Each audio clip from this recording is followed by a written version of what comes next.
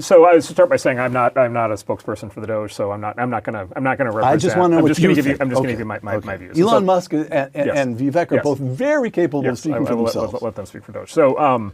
Yeah, so look, number one is, people have taken swings at this in the past. That's certainly true. The factors you described are certainly true. Having said that, there are some differences. And so one is, it's a whole bunch of things to talk about, but one is, there's sort of three, the way to think about it is there's like three threads here. There's headcount, there's spend, and those are related but different, separate threads, and then there's regulations. And then there's an intertwining of the three of them that has become salient as a result of the recent Supreme Court decisions on executive authority and on the so-called Chevron deference. Right. So there's been a set of Supreme Court decisions recently in which the power of the executive branch to basically have agencies that promulgate their own regulatory regimes and then staff and spend against those regulatory regimes without, basically being expressly authorized by Congress to do that. Like the Supreme Court, basically just made that decision that now is something that can be used to turn these things off. An argument. I haven't in all the press. Yeah. I haven't yet noticed that DOGE was paying attention to the end of Chevron deference. Yes, correct. That you guys have cottoned on to that and intend to make use of it. Yeah. That decisions get made by Congress and the President of the United States and not by federal agencies. Yeah. That's huge. Congratulations. In fact, let's end the show right now. So to start with, by the way, I give Vivek a lot of credit on this, and so Good for him. Vivek has talked about this Okay. publicly, and there's some excellent legal scholars who are around the DOGE process who are contributing to this. So like an argument, and I think it's a very serious argument. An argument is if there is an agency that is either itself should not exist, which we'll come back to in a second, or there's activities at the agency that should not be happening, or there's regulations that the agency is enforcing, there is I think, very strong argument to be made that it is actually necessary for the executive branch to stop doing those things in order to come into compliance with the Supreme Court rulings.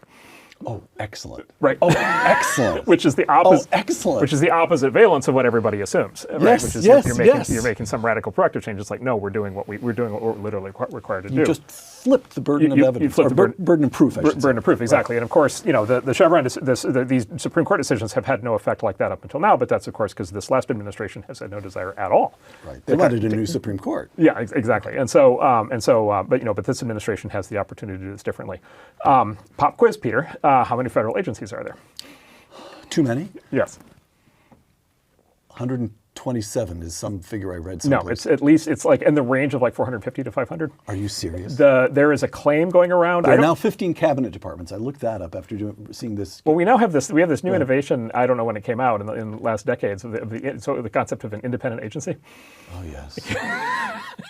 And I've read the Constitution. Independent of everything, including the Constitution of the United States. It's outrageous. I've read the Constitution, and there is no provision in there for an independent agency. By the way, there are executive branch agencies that have their own internal courts. Yes. They have their own judges. I've read the Constitution. That's nowhere in there. Correct. Right. There's a rumor going around. I don't know if it's true. There's a rumor going around that nobody actually knows the number of federal agencies. That there's no actual individual person who actually knows the answer. One is because there's just so many of them, and there's new ones created every year. But the other is we have all these fuzzy things now.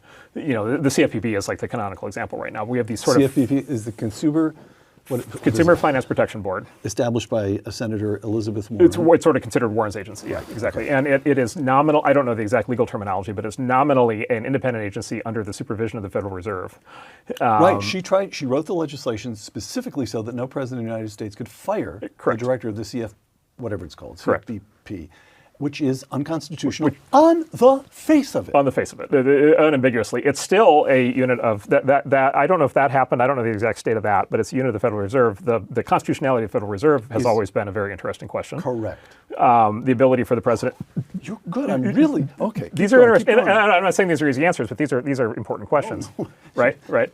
Just asking the questions gets you a long way. Yes, exactly. And so you have all of the, and you know this, like you have all, these are the same issues that come up when people talk about like special prosecutors and all these things, which is just like, all right, it's, it may be a good idea in theory, it's literally not in the Constitution. What are we doing? Right. The Constitution is very clear. The president's the chief executive, the chief law officer of the United States. There is no provision in there. So anyway, so there are all of these agencies and components of the government that have just sprawled out Basically, a friend of mine, Curtis Yarvin, has this great line. He says, "We are living under the 80-year evolution of FDR's personal monarchy, but without FDR, right?" And so, because FDR, of course, is the guy, with the New Deal, and so he turned the federal government from this, basically this small overlay thing into this giant sprawling bureaucracy, and then it basically has continued to expand and morph and mutate under its own power. And anyway, so we do seem to have a Supreme Court that wants to, kind of pull this back in. So yes, there's an opportunity to do this. The DOGE team has, I think, very clever ideas on all three of the threads that I described: on spend, on headcount, and on regulation. I'll just give you one example: headcount. So the federal government. Well, here's another pop quiz: is how many people work for the federal government? How many people work for the federal government? So as I recall, the Pentagon is a uniformed force of about 2 million and another 1.5 million civilians. And then the federal government, actually the head count hasn't expanded that much for 20 or 30 years, as I recall. It's about 2.5 or 3 million in Washington, D.C., civilian bureaucrats. Is that right? How many contractors? Oh, no. Okay. Unknown. Unknowable. Unknown, unknowable. There are estimates that are very high. I won't wing numbers off at the fly, but there are estimates that the numbers are much higher. Right. So anyway, so then just sort of fun fact, which is like, what's the occupancy rate of federal buildings in Washington, D.C. right now by people working in the office? Something like 25%, isn't it? It's like 25% on average. Lower than San Francisco. Yes, it's basically that. The Washington, D.C. federal building complex is basically a ghost town. The security agencies are still full-time. The other agencies are not. And the extreme cases, you have certain agencies that are all the way down to a day a month. And there were this is true. There were collective in some of the agencies. This is the other thing, is in some of the agencies, the employees are unionized at the federal level, and there were collective bargaining agreements struck in some of these agencies where they literally during COVID got the right to never come back to work. And in one of the ones that I'm aware of, an agency I know well, they literally come back to work a day a month. And so what the employees do is they come back a day a month, but they pair the days, and so they come back for 2 days every 2 months. Wow. And so, and it's just like, and you ask any CEO in corporate America, like, how is this whole thing going? What are your employees doing? When they're in, every CEO will tell you, like, are these people, like, what on earth is happening? Are these people working? And so does the President of the United States have the legal authority to order people back to work? Does it count to be an employee of the federal government if you're not in the office?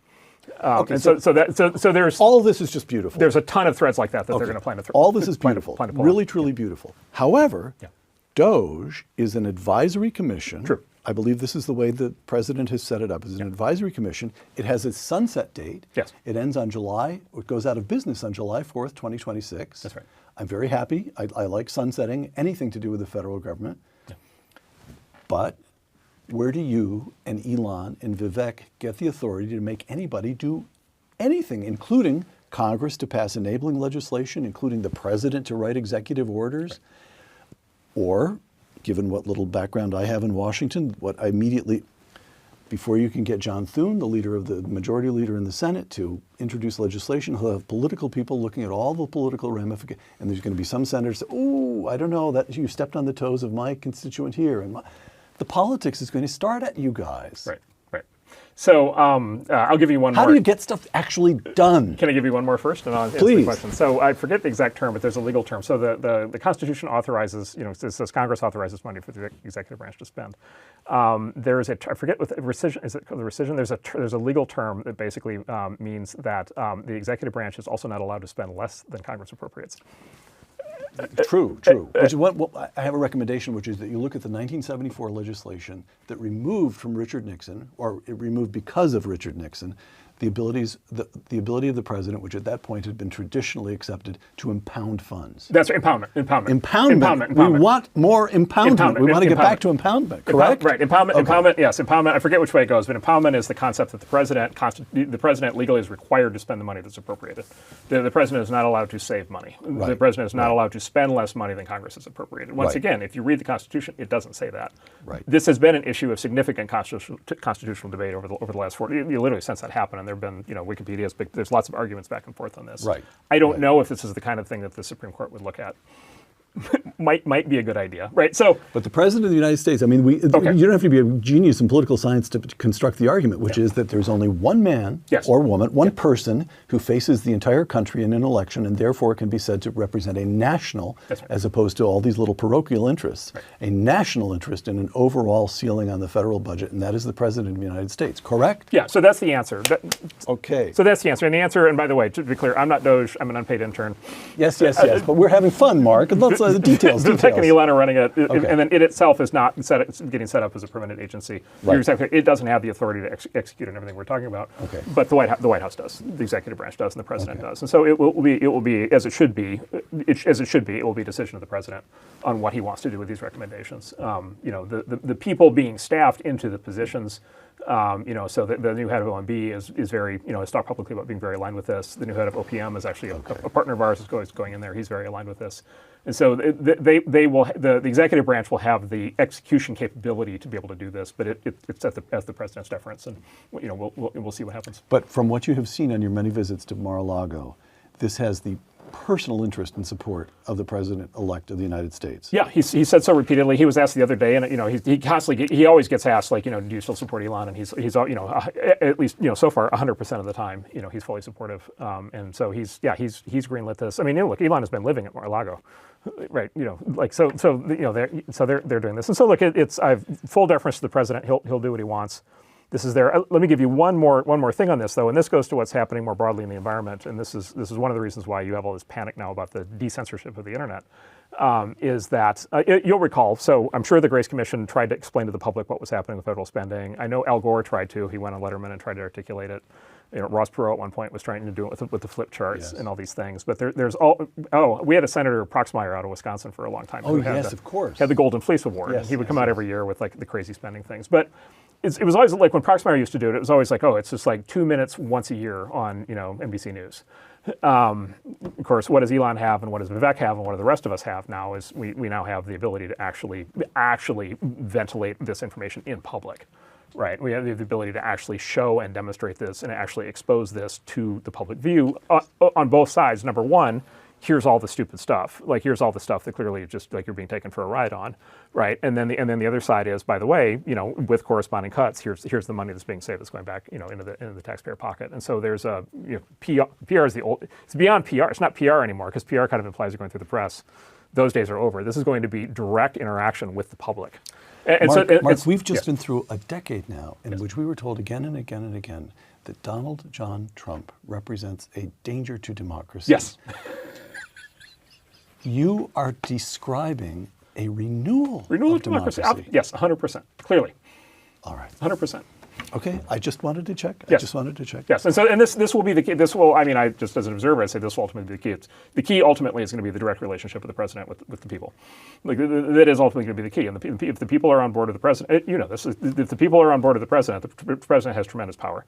That gives the president the ability to get a lot of what he wants done through Congress. If the president doesn't have the support of the people, Congress can roll him arbitrarily. And so, as Reagan knew this. By the way, FDR knew this. Like all the good presidents knew this. Trump 100% knows this, and he does this every day, and he's going to. If you can bring the country with you, you can go anywhere. Yeah, that's right.